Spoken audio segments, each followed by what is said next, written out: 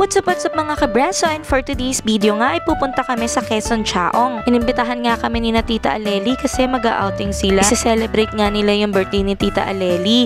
Bali inimbitahan din kami ni Alexa. Kasama ko nga pala si Jomar, si Angelo, si Mama, si Robinin, si Andre, si Buding, si Tita Eket at si Jiro. Totally nga malayo pa lang yung araw ng birthday, niyaya na kami ni Alexa. Pero last minute na nga nagkapagkasunduan na magko-commute na lang kami para pumunta doon. Minsan nga lang magkayayaan ng pamilya sa ibang lugar, kaya nga naman sinulit na namin to. Dumaan kasi yung mga long weekend pero hindi kami nakaalis o nakapag-swimming, kaya ito pinuntahan na din namin.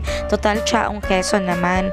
After nga nito may nagalok ng mga buko pie. Bumili nga kami lahat ng tigi-isa dahil wala pa kaming breakfast, pero in fairness ang sarap ng buko pie. Init pa nga yung buko pie nung binili namin, kaya talagang lutong niya. After ilang oras nga lang din at nandito na kami sa Lusakan Chaong. Doon na muna kami magkikita-kita sa bahay ni na Alexa bago pumunta sa venue. Bumaba na nga din kami sa may kanto kasi konting lakad lang ay nandun na yung bahay ni na Alexa. Holding hands pa nga yan mga yan while walking. Sana all. Wala na kasing ka-holding hands. Kawawa naman. Kaya bago ako mainggit, tinapat ko na sa akin yung camera. Ayan, papunta na kami at nandito sa likod ko si Andre.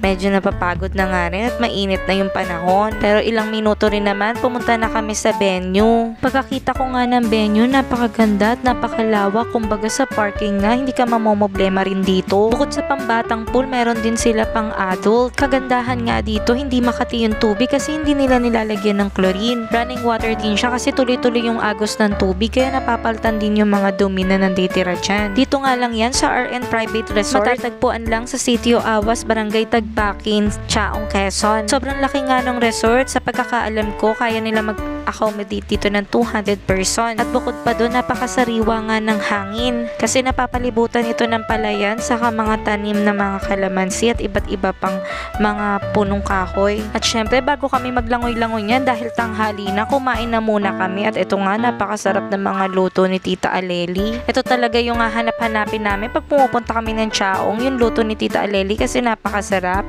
Bumili nga rin kami dyan ng pakwan kaso matabang, sayang naman. May free video okay na nga din pala dito sa RN Private Resort, kasama na siya pagka inarkilan nyo yung buong place. Meron din sila ditong tulugan kung gusto nyo matulog pagka ayaw nyo pang mag-swimming. Ayan, pwede rin. So marami rin kayong parang cottage or kainan dito. Talagang sa inyo lang yung buong place kapag inarkilahan nyo tong RN Private Resort. After nga kumain ay nag-swimming na din kami at pwede pa nga dito maglaro ng bola. Sobrang refreshing ng tubig, napakalamig niya, tamang-tama sa init ng panahon. Kita nyo naman, enjoy na enjoy kami.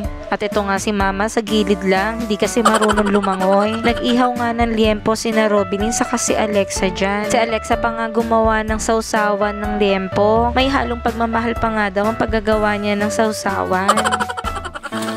Hi, Ne!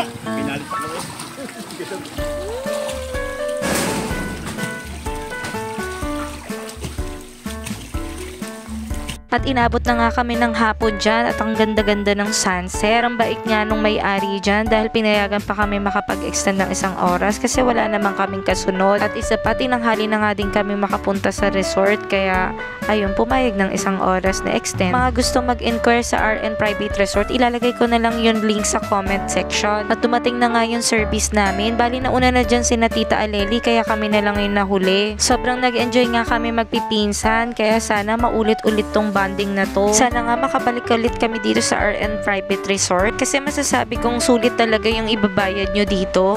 At kung nagustuhan nyo tong vlog na to, please like, share, and follow na rin po. Hanggang dito na lang mga kabraso. Bye-bye!